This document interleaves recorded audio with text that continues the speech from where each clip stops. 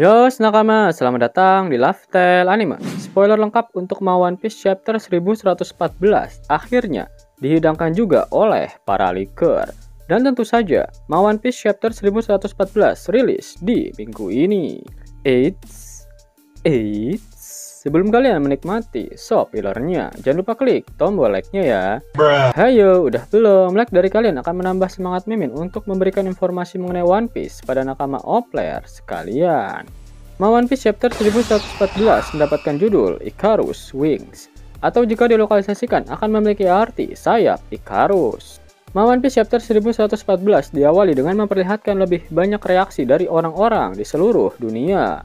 Para kru angkatan laut sangat bingung dengan pesan yang diungkapkan oleh Vegapunk. Di sisi lain, Fleet Admiral Buakaino tampak marah seperti biasanya. Dan kemudian memperlihatkan penjara Impel Down. Doflamingo sedang mendiskusikan kata-kata Vegapunk bersama Magellan dan mengatakan jika mereka harus pergi ke tempat yang lebih tinggi.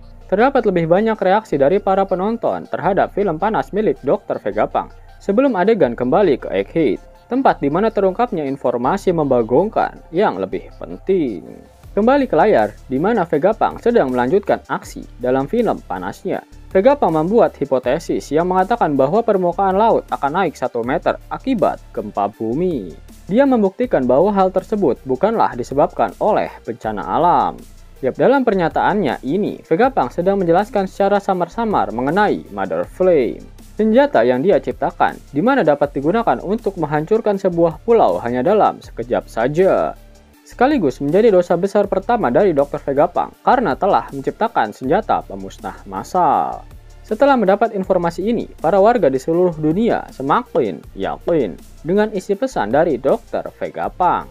Pasalnya beberapa waktu lalu air laut benar-benar naik sebanyak 1 meter setelah adanya gempa raksasa yang dirasakan oleh seluruh dunia. Mereka tidak sadar jika hal itu memang disebabkan oleh senjata Mother Flame dan bukanlah sebuah bencana alam. Shin kemudian berpindah ke area lab phase. Gorosei Saturn sudah tidak bertarung lagi dengan bajak laut topi jerami.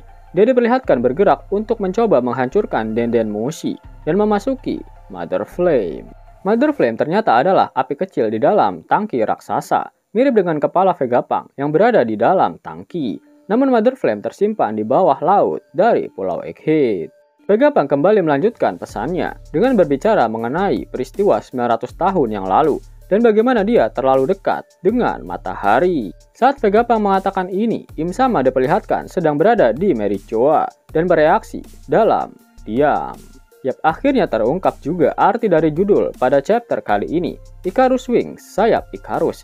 Diceritakan jika Icarus terjatuh karena terbang terlalu dekat dengan matahari, di mana Icarus terlalu berambisi dan akhirnya meninggoy, sama seperti Dr. Vegapunk yang terlalu berambisi untuk mempelajari abad kekosongan dan akhirnya meninggoy.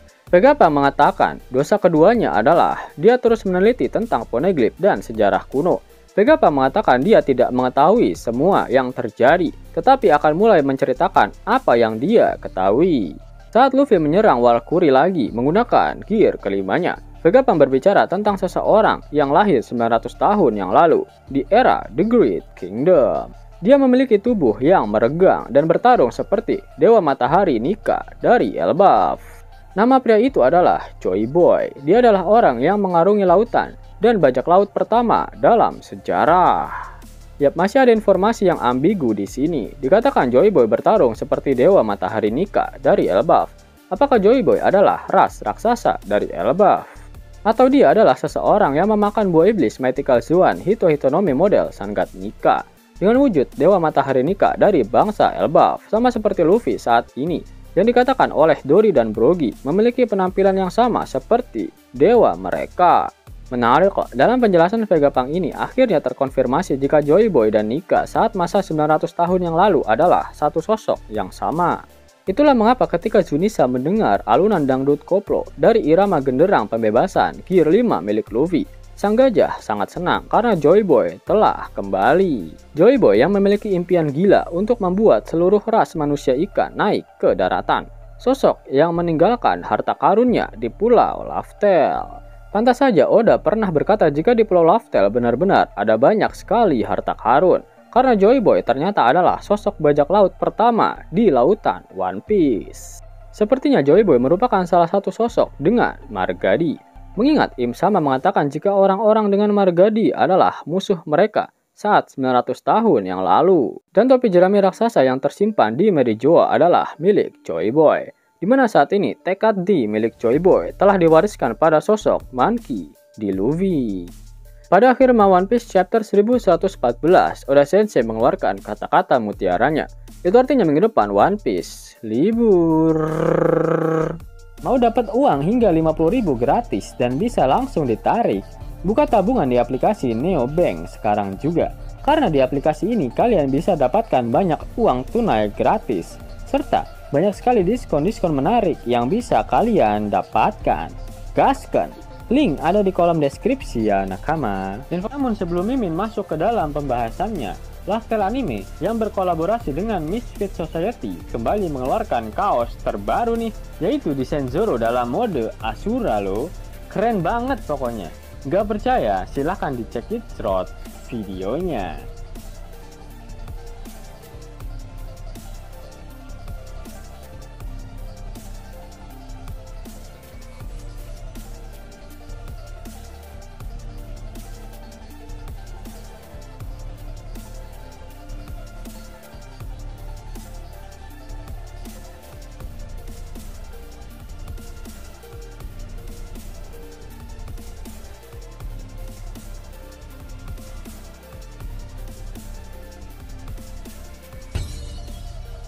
Bagaimana? Keren kan? Bagi kalian nakama Oplayer, terutama para fan gaynya Babang Marimo, kudu wajib harus punya baju ini. Gaskan! Link pemesanan ada di kolom deskripsi ya nakama. Jelas nakama, itulah video full spoiler untuk One Piece chapter 1114. Jika kalian menyukai video ini, jangan lupa klik like, share, dan subscribe channel ini ya, agar nakama semua tak ketinggalan info menarik seputar One Piece. Arigato.